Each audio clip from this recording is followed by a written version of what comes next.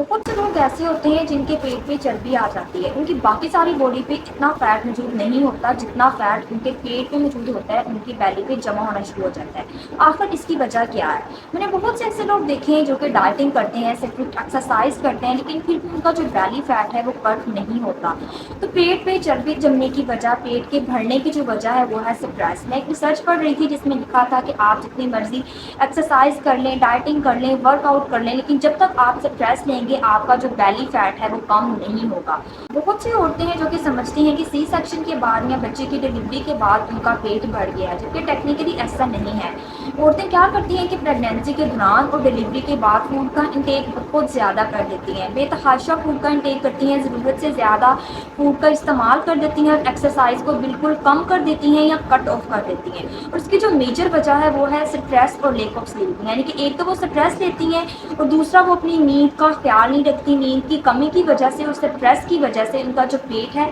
وہ بڑھ جاتا ہے، کیونکہ جب ہم سٹریس لیتے ہیں تو ہماری باڈی میں کورٹیسول ہارمون ریلیز ہونا شروع ہو جاتا ہے۔ سٹریس کی وجہ سے کورٹیسول ہارمون ٹریگر ہو جاتا ہے جو کہ سینٹرل اوبیسٹی، پیٹ پہ چربی جمنے کی وجہ اور پیٹ کے بڑھنے کی وجہ بنتا ہے۔ اسی لیے ہم دیکھتے ہیں کہ 35 سال کے جو لڑکے اور لڑکیاں ہوتی ہیں ان کی باقی ساری باڈی فٹ ہوتی ہے، ان کی ہر چیز اندر ہوتی ہے، لیکن جو ان کے پیٹ ہے وہ مٹکوں کی طرح باہر نکلے ہوتے ہیں، ان میں سینٹرل اوبیسٹی ہوتی ہے، ان کے پیٹ پہ فیٹ اور چربی ہے جو جمع ہونا شروع ہو جاتی ہے، جس کی جو میجر وجہ ہے وہ ہے ایک تو ہم سٹریس لیتے ہیں، دوسرا ہم اپنی نیند کا خیال نہیں کرتے۔ پریگنینسی کے دوران ہم کیا کرتے ہیں کہ ہم فوڈ کا بہت زیادہ انٹیک کرتے ہیں اور ایکسرسائز کو کم کر دیتے ہیں، اور ڈلیوری کے بعد ہمارا جو سارا سی سیکشن کے بعد ڈلیوری کے بعد جو عورتیں ہوتی ہیں ان کا سارا دھیان اپنے بیبی کی طرف ہوتا ہے، اور ساتھ میں یہ سٹریس لیتی ہیں کہ بھئی ہمارے تو پیٹ بڑھ گئے ہیں، ہمارے پیٹ پہ، ہمارے بیلی پہ فیٹ جمع ہونا شروع ہو گیا ہے۔ اس طرح سٹریس کی وجہ سے، نیند کی کمی کی وجہ سے، بہت زیادہ فوڈ کے انٹیک کی وجہ سے اور کم ایکسرسائز کی وجہ سے ہمیں سینٹرل اوبیسٹی کا شکار ہوتے ہیں۔